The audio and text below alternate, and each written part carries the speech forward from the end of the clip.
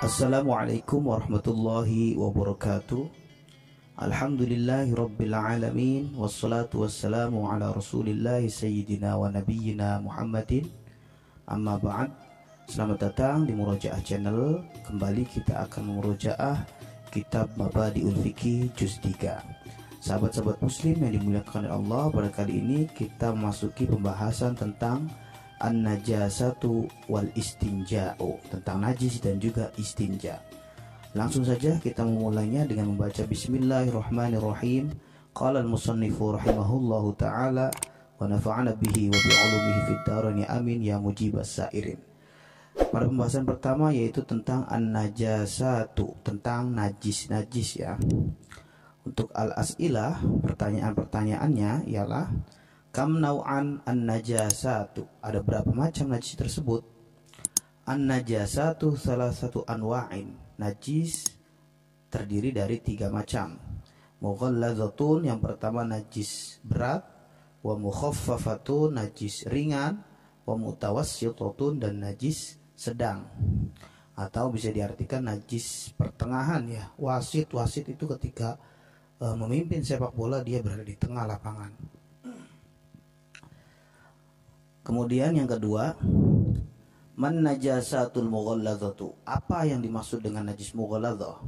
Yaitu an najasatul mughalladzatu hiya najasatul kalbi wal khinziri, yaitu najis yang terdapat pada binatang anjing dan juga babi, walu'abihima, dan juga ingusnya ya, wa mukhatihima, air liurnya, wa araqihima, dan juga air keringatnya, wa ma tawallada minhuma, dan anak yang keluar dari keduanya, au min ahadihima, atau salah satu darinya, walau ma'a hayawanin tahirin, walaupun ketika ada perkawinan silang dengan hewan yang suci, maka tetap dihukumi najis. Sebagai contoh, misalkan babi itu kawin silang dengan kambing ya, terus mengeluarkan anak. Nah, anaknya itu walaupun bentuknya seperti kambing tetap dihukumi najis.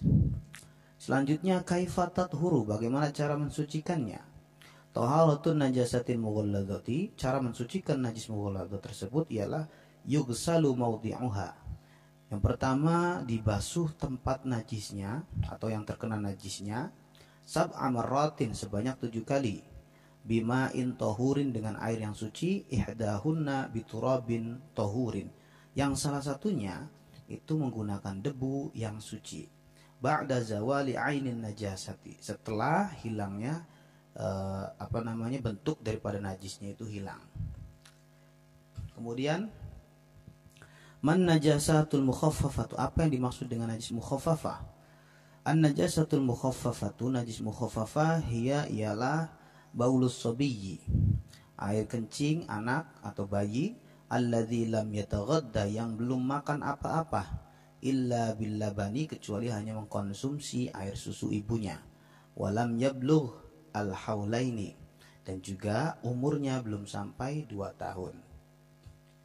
Pertanyaan selanjutnya, kaifa tathuru, bagaimana cara mensucikannya? Cara mensucikannya, taharatun najasatil mukhaffafah ialah yurashu ala mahalliha ma'un.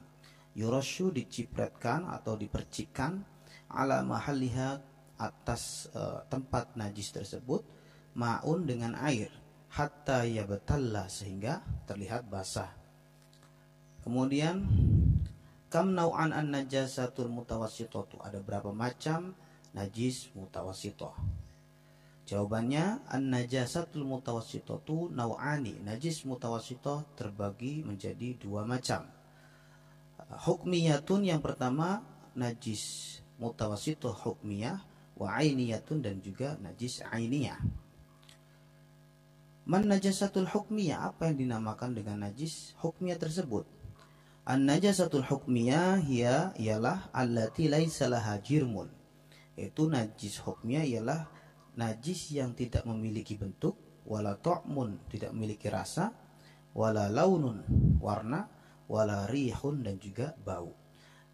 Contohnya seperti kabauli ghairi sabiyyi, seperti air kencingnya selain bayi, idza jaffa, ketika sudah kering, walam tadhhar lahu sifatun, sehingga tidak nampak jelas lahu sifatun, ya, sifat daripada najis tersebut tidak nampak, maka disebut dengan najis secara hukum saja. Itu yang dimaksud dengan najis hukmiyah. Selanjutnya, pertanyaan selanjutnya yaitu kaifa tathuru, bagaimana cara mensucikan najis hukmiyah tersebut? Taharatun najasatil hukmiyah tathuru bi ghusliha bil ma'i, yaitu dengan cara membasuhnya dengan air. Walau marratan wahidatan, walaupun dengan sekali basuhan itu sudah cukup. Man najasatul ainiyatu, apa yang dimaksud dengan najis ainiyah? An najasatul ainiyatu hiya allati laha jirmun. Ini kebalikan dari hukmiyah, ya, yaitu memiliki bentuk, au ta'mun memiliki rasa, au launun memiliki warna, au rihun dan juga bau. Contohnya kal ghaiti, seperti kotoran manusia, warausi kotoran hewan, waddami darah, wal qaihi nanah, wal qai'i muntahan, wal muskiril ma'i'i dan juga benda cair yang memabukkan seperti khamr dan sejenisnya. Wal madhi dan juga air madhi. Air madhi ini bentuknya atau warnanya yaitu air yang bening, ya, yang mana keluarnya ini disebabkan oleh ketertarikan kita dengan lawan jenis sehingga mengeluarkan air madhi. Nah, ini najis. Keluarnya dari jalur depan, ya, kubul. Yang selanjutnya wal wadi dan juga air wadi. Air wadi ini bentuknya abyad, ya, warnanya putih dan keluarnya biasanya bersamaan dengan kita mengeluarkan air kencing, ya. Wal maitati dan juga bangkai bijami'i ajzaiha, dengan seluruh anggota tubuh daripada bangkai tersebut. Artinya apa? Baik kepalanya, kakinya, rambutnya, semuanya tetap dihukumi najis. Pengecualiannya illa maitatal adamiyyi, kecuali bangkai anak Adam, wassamaki ikan, wal jarodi dan juga belalang. Jadi manusia tidak dihukumi najis. Wala bani hayyin dan juga air susu hewan yang masih hidup, la yu'kalu lahmuhu, yang tidak boleh dimakan dagingnya, seperti kucing, air susunya itu najis. Ghairal adamiyyi, pengecualian juga yaitu air susu manusia. Wal juz'i dan juga anggota, ya, al munfasili yang terpisah, minal hayawani dari hewan al hayyi yang masih hidup. Kasusnya seperti contoh misalkan ada kambing kemudian tertabrak, ya, maka putus kakinya dan kaki yang putus tersebut ialah dihukumi najis karena termasuk al-juz'il munfasil. Ghairul adamiyyi, pengecualian lagi ketika anggota tubuh anak Adam yang putus, nah itu tetap dihukumi suci. Wassamaki ikan, wal jarodi dan juga belalang. Jadi anak Adam, ikan dan belalang itu suci. Selanjutnya, kaifa tathuru, bagaimana cara mensucikan najis ainiyah? Taharatun najasatil ainiyati yughsalu mahalluha, yaitu dibasuh tempatnya bil ma'i dengan air hatta yazula ta'mun najasati, sehingga hilang rasa daripada najis tersebut, wa rihuha, baunya, wa launuha dan juga warnanya. Wala yadurru baqa'u ta'mi wahdahu awir rihi wal launi ma'an asura dzalik. Tidak mengapa jika memang terjadi sangat sulit sekali untuk menghilangkan daripada rasa, bau dan juga warnanya. Jadi hanya sedikit, hanya seperti noda saja, itu tidak apa-apa, dimaklum, ya. Wala yadurru baqa'ut ta'mi. Kemudian kaifa tathurul khamr, bagaimana cara mensucikan najis khamr, ya. Khamr ini hukumnya najis, ya. Jadi tidak boleh kita konsumsi, ya. Hukumnya sudah tahu najis masih dikonsumsi. Nah, itu sangat disayangkan sekali. Cara mensucikannya yaitu taharatul khamri tathurul khamru idza sarat khallan binafsiha. Ternyata khamr ini, sahabat-sahabat, bisa suci dengan sendirinya. Artinya apa? Walaupun tidak ada campur tangan manusia, ketika sudah jadi cuka dengan sendirinya, tidak ada campur tangan manusia, ya, tidak ada karya manusia di situ, maka itu sudah suci ketika menjadi cuka dengan sendirinya. Kemudian kaifa tathuru jildul mayyitati, bagaimana cara mensucikan kulit daripada bangkai. Taharatu jildil maitati, cara mensucikannya ialah yathuru jildul maitati bitabghi, dengan cara menyamaknya. Menyamak ini kita lihat ya, penjelasannya mudahnya ialah pertama kita hilangkan dulu lendir-lendir yang ada di kulit tersebut, kemudian kita gosok, kemudian kita jemur ya, sebagaimana contoh beduk itu dari kulit hewan. Nah itu bisa digunakan dan hukumnya suci karena sudah melalui proses samak. Illa jilda maitatil kalbi, kecuali kulit bangkai anjing, wal khinziri, dan juga babi. Nah, ini pengecualian. Wa ma tawallada minhuma, dan anak keduanya, au min ahadihima ma'a hayawanin tahirin. Tadi sudah dijelaskan. Oke, untuk selanjutnya yaitu kita akan membahas pembahasan yang kedua, yaitu tentang al-istinja'u, istinja, atau bahasa yang kita sebut ialah bebersih daripada ketika kita selesai membuang air atau cebok ya. Pertanyaannya ialah mal istinja'u, apa yang dimaksud dengan istinja? Al istinja'u huwa izalatu ma talawwatha bihil makhraju bima'in au hajarin au nahwihi, yaitu menghilangkan sesuatu yang mencemari tempat keluarnya ya, mencemari tempat keluar daripada kotoran tersebut. Itu cara menghilangkannya bima'in, dengan air, au hajarin ataupun batu, au nahwihi atau semisalnya. Kemudian ma kaifiyatuhu, bagaimana caranya? Kaifiyatul istinja'i, cara istinja ialah yang pertama yumsahul khariju, jadi mengusap sesuatu yang keluar tersebut, bithalasati ahjarin, dengan 3 batu, hatta yazula ainun najasati, sehingga hilangnya bentuk daripada najis tersebut. Thumma yughsalu, kemudian dibasuh, bil ma'i, dengan air, liyazula atharun najasati, sehingga karena untuk menghilangkan bekas daripada najis tersebut. Wa yajuzu al-iqtisaru, boleh juga meringkas, ala ahadihima, jadi boleh pilih salah satu saja. Wal ma'u afdalu, sedangkan air itu lebih utama. Jadi jika ada air, ngapain kita pakai batu, seperti itu maksudnya. Masyurutul istinja'i bil hajar, sekarang apa syarat daripada beristinja dengan batu? Kita perlu mengetahui, karena ini ya untuk situasi darurat ketika kita tidak ada air. Syurutul istinja'i bil hajar, syaratnya ialah yang pertama, alla yajifan najasu, jadi najisnya tidak boleh kering, jangan sampai nunggu kering dulu najisnya. Wala yang takila, dan jangan sampai najis tersebut menyebar kemana-mana, pindah-pindah ya. Yang kedua, alla yakhtalita binajasin akhara, dan najisnya itu tidak tercampur dengan najis yang lainnya. Artinya apa? Tuntaskan dulu, buang airnya ya, nah, baru melakukan istinja, seperti itu. Dan yang ketiga yaitu alla yatajawazal makhraja, dan juga tidak berpindah atau tidak melewati tempat keluarnya. Artinya apa? Tidak menyebar kemana-mana daripada dubur ataupun kubul tersebut. Yang keempat, ayyakuna al-hajaru, hendaknya batu tersebut ialah auma yaqumu maqamahu, ataupun sesuatu yang menyamai, yang diperbolehkan ya, yang diperbolehkan seperti batu tersebut. Jafan, itu syaratnya batunya harus kering. Kemudian tahiron, suci. Qali'an, dan juga mampu atau bisa digunakan lin najasati, untuk menghilangkan najis. Oke, tadi kita sudah masuki mayakumu maqamahu jafan. Apa yang dimaksud dengan mayakumu maqamahu tersebut ya? Nah, di sini dijelaskan mayakumu maqamal hajar. Jadi sesuatu yang bisa digunakan atau yang menyamai batu itu ada itu.